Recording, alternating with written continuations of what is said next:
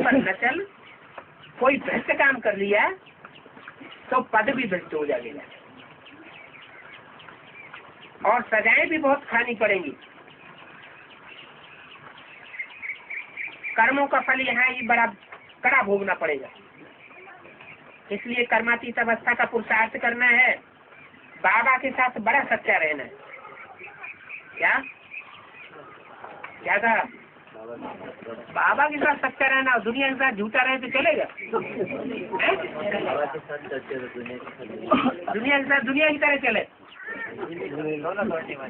दोनों तरफ तोड़ने वाली, ऐसा हो सकता है? बाबा के साथ बड़ा सच्चा रहना है, मैंने इशारा दे दिया। दुनिया वालों के साथ भले तुम उल्टे सुलटे धंधे करते रहो, झूठ बोलते रहो, लेकिन बाबा के सामने आकर सच्चाई में फर्क नहीं आना चाहिए। सबका शिव बाबा से कनेक्शन है, सेंटर तो सब शिव बाबा के हैं। क्या? भले अभी कोई अपना मान करके बैठ जाए, लेकिन लास्ट में क्या होगा? हाँ, सब सेंटर शिव बाबा के हैं। तुम्हारा सेंटर फिर कहाँ से आया जो तुम अपना मान के बैठ गए? तुम शिव बाबा के हो। ईश्वरीय विश्वविद्यालय बाप का है ना, मेरा ये सेंटर है। अगर ये ख्याल आया तो समझो ज्ञान में से मर गया।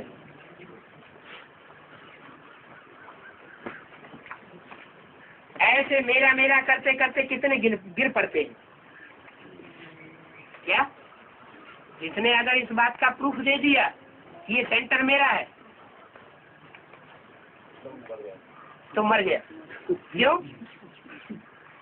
क्योंकि बाप कहते हैं मैं कभी किसी को निकालता नहीं हूँ। निकालने वाली कौन है? माया निकाल के फेंक देती है। ऐसे मेरा मेरा करते करते कितने गिर पड़ते हैं। सब कुछ शिव बाबा का है। तुम कहते हो बाबा ये तन मन धन सब आपका है, तो बाबा भी कहते हैं स्वर्ग की राजा ये सारी तुम्हारी है। कितना ये वजह मिलता है? तुम क्या देते हो? मरने से पहले करनी घोर को देते हैं। मरने से पहले क्या करते हैं? करनी घोर को देते हैं। जीते जी दान कराते हैं। देखते हैं कि होपलेस केस है तो दान पुण्य कराए देते हैं। बाप भी कहते हैं बच्चे जीते जी कर लो। क्या बच्चे, अब तुम्हारा सबका होपलेस केस हो गया है, अब तुमको कोई बचाए नहीं सकता। होपलेस केस हो गया है। तन मन धन अब अर्पण कर लो। करनी घोर बाप आया हुआ है।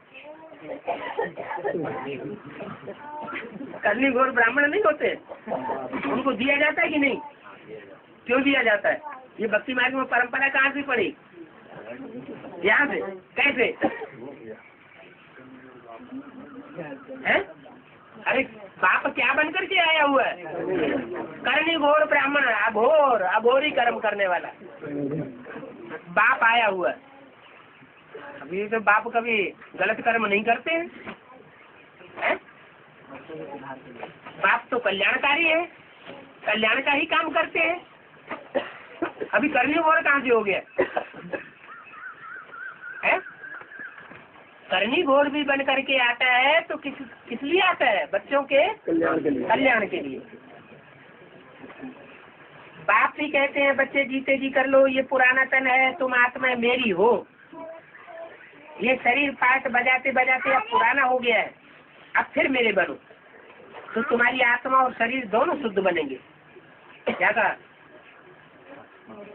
है?